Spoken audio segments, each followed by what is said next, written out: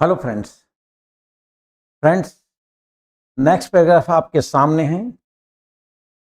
Paragraph में इस तरह से लाया हूं जिनसे हमें प्रेरणा भी मिले, इंस्पिरेशनल हो और जो मेन मोटो है कि इंग्लिश से कैसे छुटकारा पाएं, खास करके कॉम्पिटिटिव एग्जाम्स में जो इंग्लिश का पोर्शन आता है, पेपर आता है, तो उसको समझने के लिए ही मैं ये सीरीज में आपके सामने लाया हूं और ये समझा रहा हूं कि आप जो कुछ भी इंग्लिश में लिखा है इसको कैसे समझेंगे, इसके लिए आपको क्या करना है। शॉर्टकट नहीं चलना है। देखिए, what can not be cured must be endured. Cure मतलब इलाज करना। व्हाट कैन नॉट बी, देखिए बी प्लस थर्ड है ना, थर्ड फॉर्म पैसिव सेंटेंस कहलाता है। मैं हमेशा कहता आया हूं बी के बाद थर्ड फॉर्म आ गई, पैसिव सेंटेंस है, हिंदी करोगे यहाँ पास्ट में होगा तो गया गई गए की आवाज आएगी, और पास्ट नहीं होगा प्रेजेंट फ्यूचर में जाओगे तो जा की आवाज आएगी। वर्ब में लास्ट में जा सुनाई देगा। देखिए, what can not be cured, जिसका इलाज नहीं किया जा सकता है, जा सकता है। मस्ट बी एंड्योर्ड, तो उस पर टिका रहना चाहिए, उस पर बिल्कुल मतलब टिकाव रखना चाहिए, मतलब हमें टिक जाना चाहिए। फिर सुनिए, what can not be cured, जिसका इलाज नहीं है, जिसको हम इलाज नहीं किया जा सकता, मस्ट बी एंड्योर्ड, तो उस पर हमें टिकना जरूरी होता है, पीछे नहीं हटना है। We are not to retreat, retreat मतलब पीछे हटना। देखिए, चलते हैं पैराग्राफ को लेके। Many odd situations appear in man's life. Many odd situations appear, sentence में हेल्पिंग वर्ब नहीं है, इसका मतलब प्रेजेंट इंडेफिनिट या पास्ट इंडेफिनिट। फर्स्ट फॉर्म है प्रेजेंट इंडेफिनिट। माइंड में बात आ जानी चाहिए, माइंड में बात आ जानी चाहिए, इसकी हिंदी करोगे ताए क्या वजह आएगी। Many odd situations appear in man's life, कई अजीब स्थितियां, परेशानियां, है ना, कई बहुत अजीब सी सिचुएशंस हमारे जीवन में आती हैं। सिचुएशन में एस लगा हुआ है, इसलिए अपीयर में एस नहीं है, बिकॉज सब्जेक्ट इज प्लूरल। ठीक है, ये प्रेजेंट इंडेफिनिट टेंस, अगर सेंटेंस का प्रेजेंट इंडेफिनिट टेंस जो है आपने पूरा पढ़ा हो, सुना हो, तो ये बात समझ में आएगी। तो मैनी और situations appear in man's life, मनुष्य के जीवन में बहुत अजीब तरह की सिचुएशंस पैदा होती हैं, आती हैं। Some of them can be avoided, उनमें से कई सिचुएशन को अवॉइड किया जा सकता है कि छोड़ यार जाने दे, समझ में। सम ऑफ देम, उनमें से, कैन बी अवॉइडेड, देखिए फिर बी आ गया और अवॉइडेड है, किया जा सकता है, उनको अनदेखा किया जा सकता है, अवॉइड किया जा सकता है, और टैकल सक्सेसफुली। और ऐसा भी हो सकता है कि सिचुएशन को हम सफलतापूर्वक, है ना, उसको टैकल भी कर लें। तो टैकल भी किया जा सकता है और अनदेखा भी किया जा सकता है। अदर कैन नॉट, जो लोग दूसरा नहीं कर पाते हैं, some of them can be avoided और tackle successfully. Others can not, हो सकता है कि दूसरे लोग वो नहीं कर पाए, आप कर जाएं, मैन टू मैन डिपेंड करता है। Others can not, for Dooj unavoidable the man must not get disturb. For those unavoidable situations, कहता है वो जो सिचुएशंस आई हैं जो अनअवॉइडेबल है, उनको अनदेखा मतलब जो नहीं कर सकते, the man must not get disturb, वहां पे अपने को डिस्टर्ब नहीं होना है। Man must not gate disturbed. अब यहाँ पे जो है ना, ये वर्ब है और ये एडजेक्टिव है कि वहां पे मनुष्य को डिस्टर्ब नहीं होना है। मेन वर्ब गेट है, man must not gate disturbed, ये एक स्ट्रक्चर है कि गेट के बाद थर्ड फॉर्म आती है, तो एक्चुअल वो थर्ड फॉर्म नहीं है, एडजेक्टिव है, तो उसे डिस्टर्ब नहीं होना चाहिए। He must face them calmly and patiently. Must और शुड का मतलब चाहिए। अब मस्ट और शुड में क्या फर्क होता है, ये देखिए, ही मस्ट, अब ये मस्ट क्यों आ रहा है, क्योंकि हम दबाव डाल रहे हैं कि ऐसी सिचुएशन जब आ जाए, ही मस्ट फेस देम कामली, उस सिचुएशन को बहुत ही शांत मतलब जो है माइंड से, ठीक है, सॉल्व करे, उसका सामना करे, पेशेंसली, धैर्य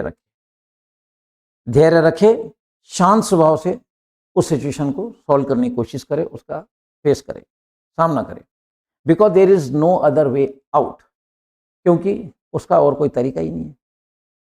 कोई नुकसान हो गया, अब उसके ऊपर हम लड़ाई झगड़ा कर रहे हैं, तो जो हो गया वो तो हो गया। अब कहते हैं कि कोई समस्या आती है तो उसके ऊपर मतलब अपने को बहुत ज़्यादा परेशान नहीं होना है, डिस्टर्ब नहीं होना है। कहते हैं it is better to light a candle than to curse the dark.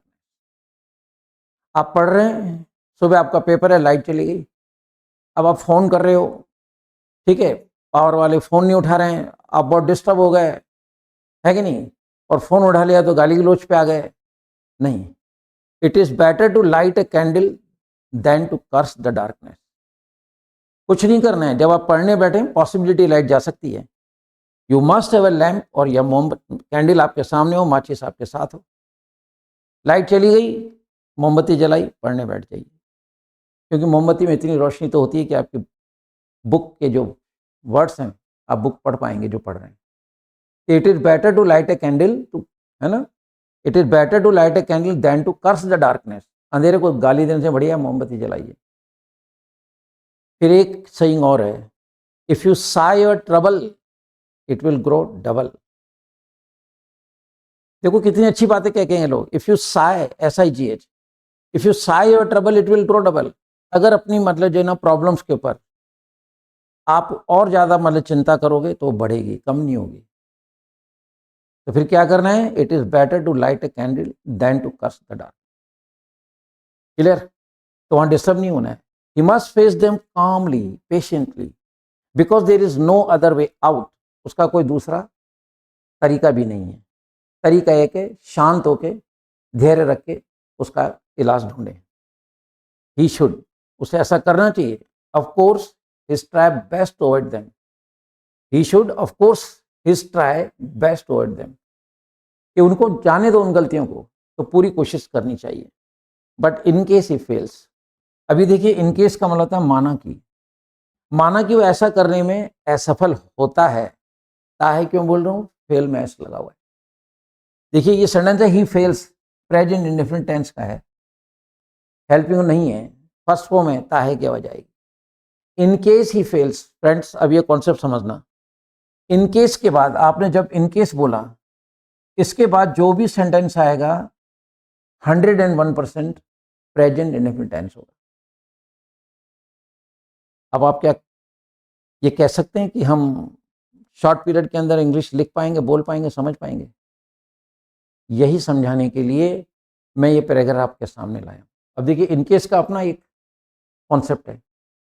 In case के बाद जो भी सेंटेंस आएगा, whatever sentence follows to in case will always be in present indefinite. अब मैं पढ़ाते समय ये भी बोलता हूं कि इनकेस के बाद जो भी सेंटेंस आ जाए उसमें या तो आएगी फर्स्ट फॉर्म, या आएगा first form plus SES। Reason, क्योंकि हम इनकेस के बाद में जो सेंटेंस आएगा प्रेजेंट इंडेफिनिट टेंस का सेंटेंस आएगा, और वो सिंपल आएगा। अब सिंपल सेंटेंस में डूडस तो लगता नहीं है, या first form plus SES, depend subject क्या है। इफ सब्जेक्ट इज प्लूरल, माना कि वे आ जाएं, इन केस दे कम, माना कि वह आ जाए, इन केस ही कम्स। इसलिए कहा जाता है कि आप पेशेंस रख के आसानी से सोच लें और चल पड़े बेस की तरफ। इतनी चीजें आप पढ़ेंगे तो नो डाउट समय आएगा आप अप टू द मार्क लिख पाएंगे, अप टू द मार्क बोल पाएंगे, पढ़ के समझ सकेंगे, सुन के समझ सकेंगे। फिर कॉम्पिटिटिव एग्जाम्स में तो असफलता की बात ही खत्म हो जाती है इंग्लिश के पेपर को लेके, क्योंकि समझ में आ गया वो। तो देखिए इनकेस के बाद में whatever the sentence is that will be in present, that will be of present indefinite. तो यहाँ तो फर्स्ट फॉर्म आ जाएगी, first form plus SES। But in case he fails to do so, अगर वो ऐसा करने में असफल हो जाता है, फेल हो जाता है, ही शुड एंड्योर देम। अगर असफल हो जाता है तो पीछे नहीं हटना, we are not to retreat, we are to endure, उस पर टिक जाना है, उसे टिक जाना चाहिए। Endurance also leads future success. कहता है ये जो टिकाव है, यहाँ पर CE आ रहा है, जैसे प्रेजेंस, एब्सेंस, तो सी से एंड होने वाला जो शब्द होता है वो नाउन होता है। Endurance also leads to future success. अगर आप टिक गए तो भविष्य में सफलता मिलेगी। It makes him strong and bold. It makes him strong and bold enough to bear such things in future. ये जो हम टिकाऊ है, हम टिक गए, उसमें जिद में आ गए कि नहीं इसको करना ही है, तो वो जो जिद होगी वो टिकाऊ जो होगा, ठीक है, it makes him strong and bold enough, वो उसको इतना स्ट्रॉन्ग और इतना बोल्ड बना देता है to bear such things in future. तो फ्यूचर में आने वाली जो समस्याएं हैं उनको आसानी से सहन कर पाएगा। BEAR, बेयर, उसको सहन कर पाएगा। It also keeps his mind, body and life undisturbed. और अगर ऐसा कर लेते हैं तो it also keeps his mind, तो वो उसके दिमाग को, बॉडी को, ठीक है, और उसके जीवन को, ठीक है, अनडिस्टर्ब रखेगा, यानी कि शांत रखेगा। आप विचलित नहीं होंगे, क्योंकि आपके अंदर ये चीज आ चुकी है कि समस्या पे चिंता नहीं करनी है बेवजह। कहते हैं कि परवाह करो, बेपरवाह रहो। परवाह तो करनी है, ये समस्या आई है, निपटना है, right, but we are not to sigh on it. As I earlier told, if you sigh trouble, it will grow double. The remedy is, it is better to light a candle than to curse the dark. तो friends, आप समझ रहे हैं कि हमें प्रेरणा भी मिलती है इन पैराग्राफ से। What cannot be cured must be endured. तो समस्याएं कभी आ जाएं, शांत होकर उनको, समस्या को सॉल्व करो, राइट। ये आपके अंदर एक हिम्मत भरेगी और आप उस समस्या का समाधान ढूंढ पाएंगे। सेकंड चीज जिसको हम कहना चाह रहे हैं कि जो student, most of students phone करते हैं और कहते हैं कि सर इंग्लिश में प्रॉब्लम आती है, रीजन इज दिस, कि आपका बेस क्लियर नहीं है, वोकैबुलरी आपकी साउंड नहीं है, कॉन्सेप्ट क्लियर नहीं है, by then it is not possible to have the sense whatever written in English matter. तो फ्रेंड्स, जड़ की तरफ जाइए, राइट, अपना बेस बनाइए, ट्रांसलेशन में अच्छी पकड़ करो, सेंस डेवलप करो, वोकैबुलरी रिच करो, कॉन्सेप्ट क्लियर करो। The day is not for, ये सारी समस्याएं दूर हो जाएंगी।